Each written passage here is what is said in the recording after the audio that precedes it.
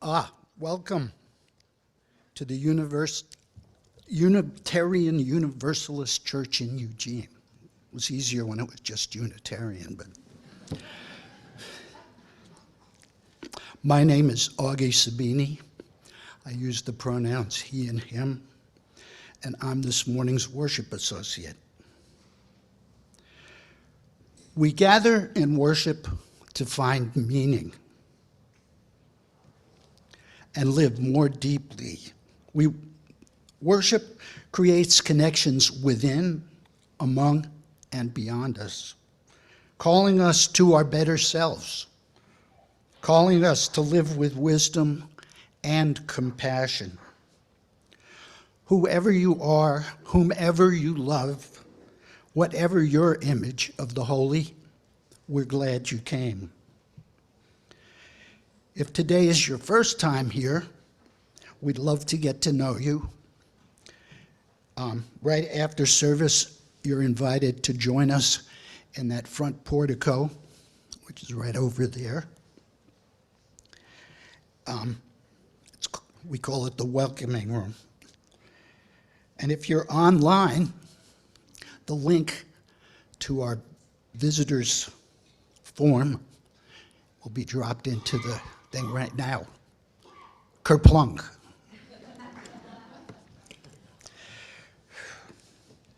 You can use your phone to access a copy of our order of service. You can use it by photographing this QR code over here. I don't know how it works, but I know people do know how to work it. And if you're a little hard of seeing, there's a large print copy, paper copy available from one of our ushers. There you'll find the names of authors and composers. You'll find the text to the choir anthems and resources used in our service. Now let's take a few minutes to greet our neighbors, especially the ones you haven't met before.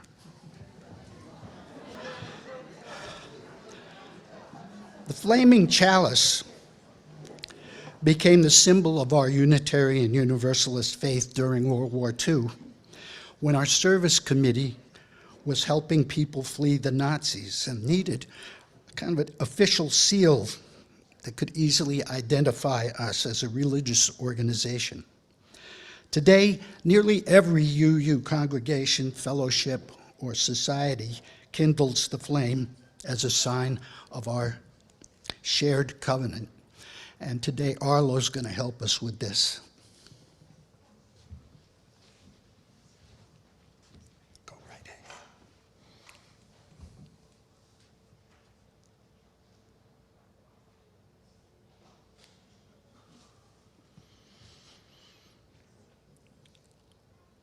We are lucky how we dream. Born naked, we can create clothes. Born sad, we can create joy. Born in war, we can create peace. We are lucky how we dream.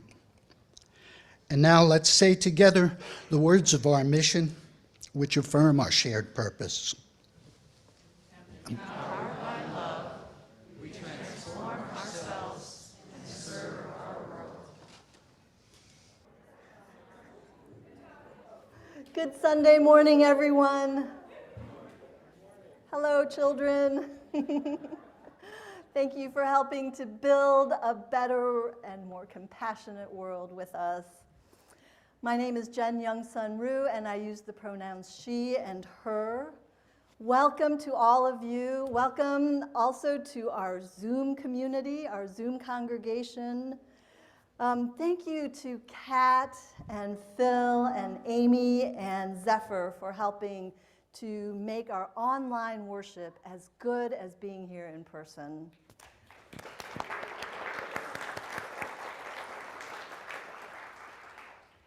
So several months ago, we made masking optional for the Sunday morning worship service. And I know that that left a number of you unable to attend services in person. So this Friday evening, we are offering a fully masked evening Vespers service that starts at 6 p.m. It's going to be in the South Foyer. South Foyer. The challenges of living together in beloved community offers lots of opportunities for creative problem solving. And coming up with new ideas is often easier than actually turning that vision into action. So I really want to thank Tina and Owen and Kim and Lizzie for creating this fully masked service for us.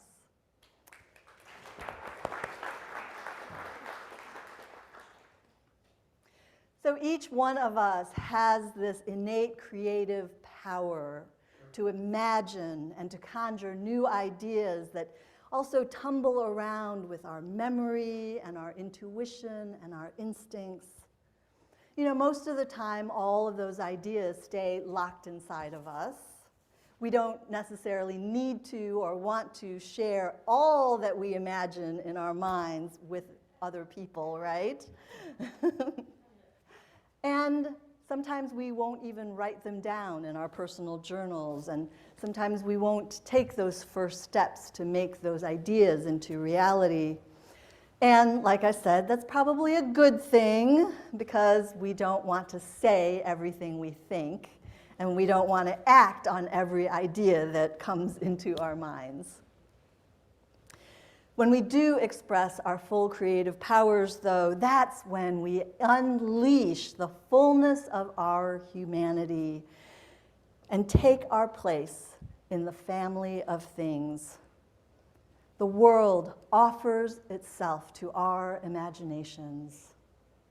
So come, let us explore these creative powers. Come, let us worship together.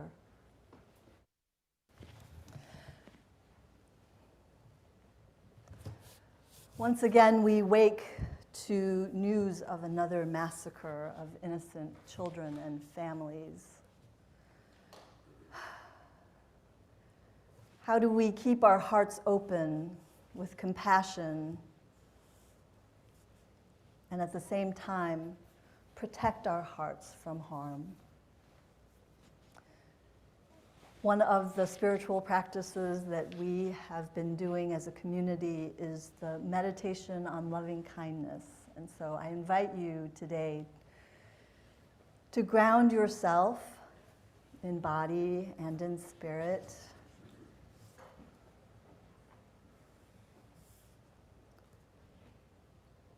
And first, create loving kindness for yourself.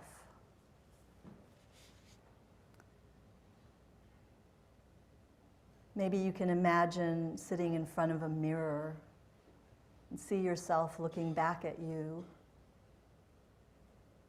What is that image in the mirror going through these days? What does it need?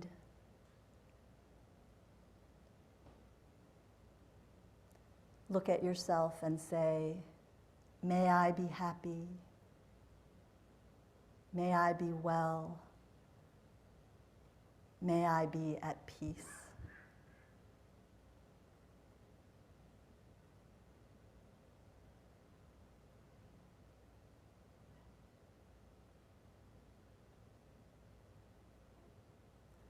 Cultivating loving kindness for yourself, generating loving kindness in your own heart.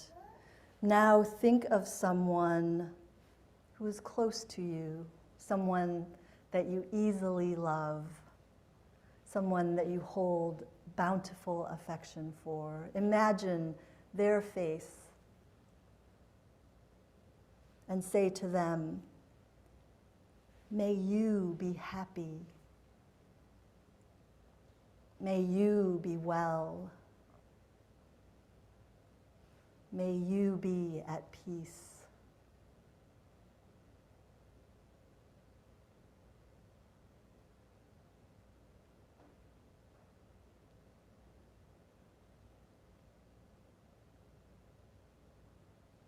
expand this loving kindness to someone maybe a little more distant, neighbor, friend, an acquaintance that you know here in this community. Picture them in your mind's eye and say to them, may you be happy. May you be well. May you be at peace.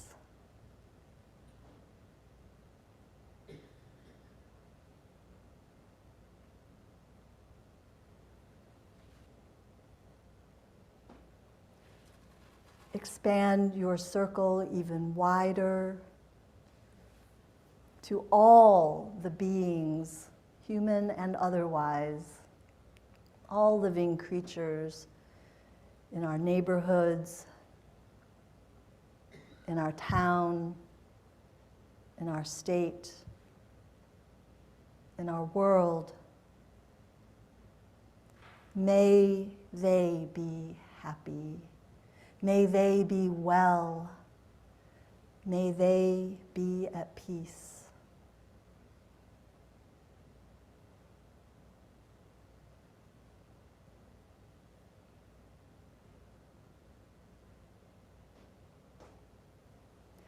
And now, as we have generated loving kindness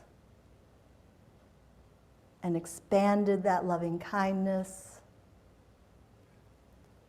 bring to mind someone that you're at odds with, someone you don't care for very much. Picture them in your mind's eye. Now that you have nurtured loving kindness in your own heart, turn to them and say, may you be happy. May you be well. May you be at peace.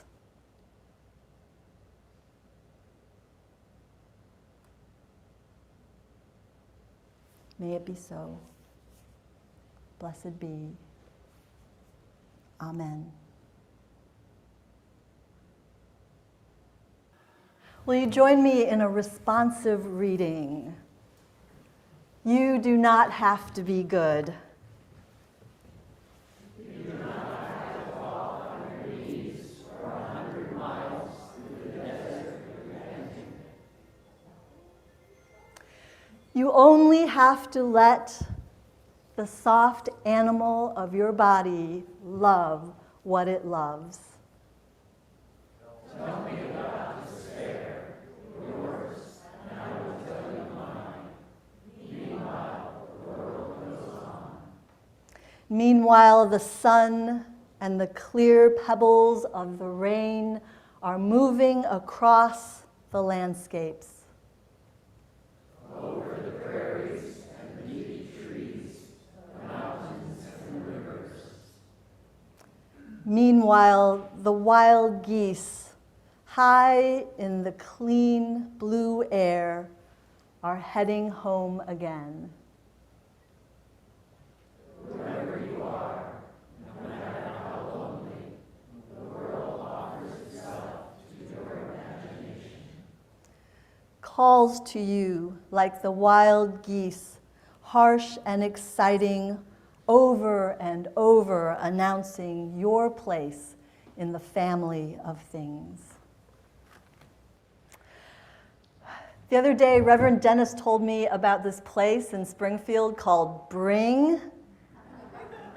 Yeah, a lot of knowing nods. It's like Mecca, but like times 100, right? It's got everything, including this really cool garden where there are these sculptures where people have taken all kinds of things and welded them together and glued them together. And talk about creativity, right? Like, how does someone come up with an idea to put a muffler part with a PVC pipe and it looks beautiful? It's beyond me how things are created like that. How in the world do they do that? So when we think about creativity, we often think about those people who put together great pieces of art and sculpture. We think about the wonderful poets and writers and scientists and inventors of gadgets and innovators of social justice movements. People who have solved the big problems of life or just put together different parts and made something brand new. So looking at all of those great things out in the world, it's no wonder that for many, many years, I never saw myself as a creative person, right? I'm not that talented. I'm not very creative. I'm not that good. Has anybody else felt this way ever? Like, I'm just not a creative person, period. And so I would say that sentence in my head over and over and over again. I'm not a creative person. But you know what? Being a creative person doesn't mean that you're creating a masterpiece. It means that you know the soft animal body that you are, and you know what it loves. It's really about that.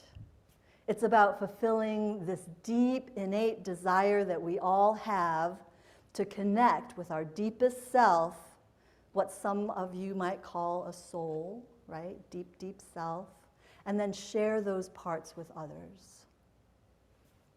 And in this way, creativity is a spiritual discipline of nurturing a relationship with the deep self and finding our own unique, wonderfully quirky way of expressing that part of ourselves in the world. So, I'm going to ask you to do this one thing, and of course, anytime that we do anything in church, it's always an invitation. You don't have to do it, okay? But I'm going to invite you to talk to your neighbor. And I also know that when I make this invitation, it kind of brings a little anxiety to some people and brings up some nervous little butterflies. Because, you know, it's scary to talk to someone that you don't know very well, and you may think, well, I just don't want to do that. Or this feels scary, or this is stupid. But I would just invite you to maybe send some loving kindness back to yourself. And if you don't want to do this, you definitely don't have to. But if you want to, you can turn to your neighbor and just talk about how it is that you express your deepest self. How do you express your soul in outward ways? You want to do that? Come on, let's try. Let's just try it. Let's try.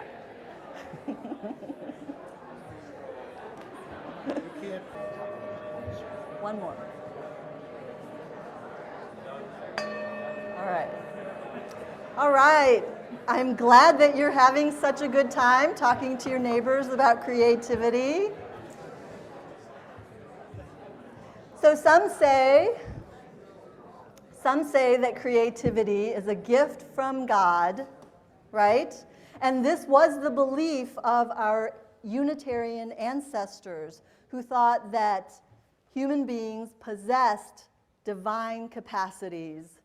And these divine capacities are like seeds in our soul. They need tending, they need to be watered, they need some sunlight, or they'll wither. And so if that's the case, does that mean that the product of all creativity is good if creativity is from God? No. Thank you.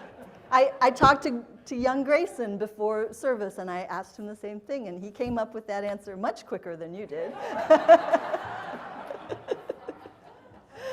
No, of course not, because the creative imagination is tumbling around in our minds along with trauma, right, and our pain and our ego, and our tendency toward materialism.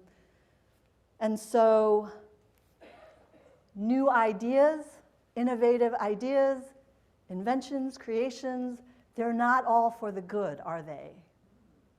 So take the Ponzi scheme, for example. Multi-level marketing. Or I just learned, now this is really distressing, I just learned that a gun manufacturing company came up with a small version of the AR-15 called the JR-15, the Junior 15, and they not only manufactured this thing, but they also created a whole marketing campaign around it. So, yeah, not everything that humans can come up with in their minds is going to be for good. So, I believe that those ideas, like the JR-15, did not come from the soft animal body, did not come from the deep self, did not come from the soul, did not come from the divine spark. It came from that level of ego, that level of materialism, that level of consumerism. This is why it's so important to cultivate a deep spiritual life. This is why that I believe that everyone should be engaged in some kind of spiritual journey, in some kind of spiritual cultivation. Now, it doesn't have to be religious at all. You don't have to join a particular group. You don't have to join a particular religion. It doesn't have to have any name at all. But every person, for the sake of the future of our planet and for the future of our humanity, needs to be tending to that soft animal body, to the soul, to the deep, deep self. Everybody needs a consistent practice that helps to remind them that they are made for the good, they are made for love, and they are made for peace. Some of you may have heard of Matthew Fox. He was a Dominican priest at one point in his life, and he was so creative, and he spoke out about his creativity so much that he was expelled and defrocked. So now he teaches his own way called creation spirituality. And within creation spirituality, he says that all the spiritual paths kind of weave in and out of 4 different paths or ways. One is via positiva, and that is joy and delight and beauty and the sense of awesomeness and that feeling that you got when you saw the first blooming tree of the season, right? That feeling. And then there is via negativa, and that is kind of a path of uncertainty, of darkness, suffering even, letting go. Via negativa is where we practice meditation, stillness, silence. And then there is via creativa, and that is rebirth, that is creativity, and that is passion. And finally, the 4th way is via transformativa,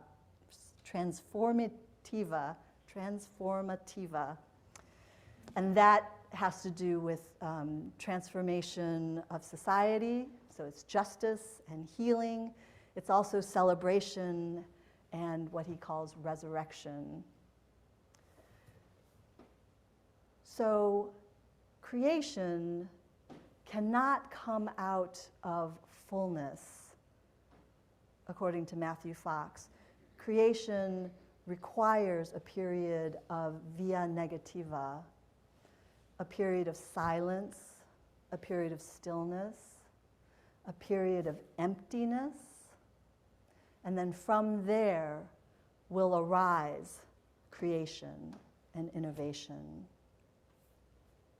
Out of the void comes creation. Out of silence comes innovation. Out of the blank page comes poetry. So I'm going to give you a homework assignment. Again, you don't have to do this if you don't want to.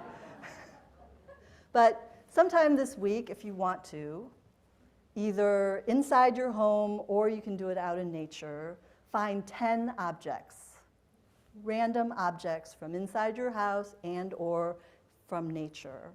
Gather these 10 objects up and put them on a surface.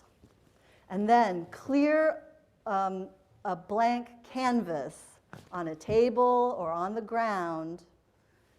Clear some empty space. And then just sit with the emptiness of that space. It's like when the writer approaches the blank page in the morning, and it's like when the artist approaches the blank canvas, right? So here you are with this blank canvas. It could be the tabletop, it could be a patch of grass. And then just give yourself less than a minute to pick up these 10 objects and arrange them in some way that speaks to you. And then take a look at what you've done.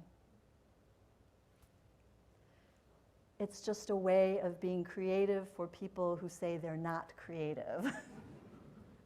It's a way to be creative for people who say, I can't draw anything, I can't sing, I can't write poetry. This is something that everyone can do. Each one of us has this divine capacity for creativity. It can be for the good, and it can be for ill. It's up to you to choose. And so that's on the personal level, but what about on a community level? What about on an institutional level? Some people would say that the church, or religion in general, is antithetical to creativity. If you're looking for creativity, you don't look in a religious institution, you don't look in church, right? Because the church, or any religious group, is where you will hear these phrases uttered more than any other place in the world. We've done that, we've tried that. It can't be done. We tried it once and it failed, right? And it's because religious institutions provide a stable foundation for millions of people. Sunday morning, Friday night prayer, an order of service that doesn't change from week to week, something that you can rest in and trust. The same seats in the same rows, unless your minister keeps moving the chairs around. The same old songs, the prayers repeated over centuries. Nam Myoho Rege Kyo. Shema Israel. Hail Mary, full of grace. Our Father. We've been hearing these words for centuries. And so there's something wonderful about things not changing and things not innovating, right? Roots hold me close. And at the same time, we've been hearing for the last 50 years that we must innovate or we will die, we being the institutional religious organization.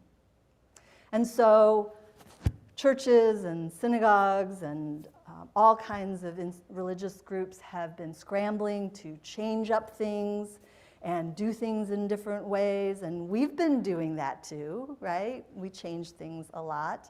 UUs are not afraid to change. We are changing our 7 principles, the way that they're laid out. 8 principles, our 6 sources. We're changing our bylaws so that they look different, they sound a little bit different.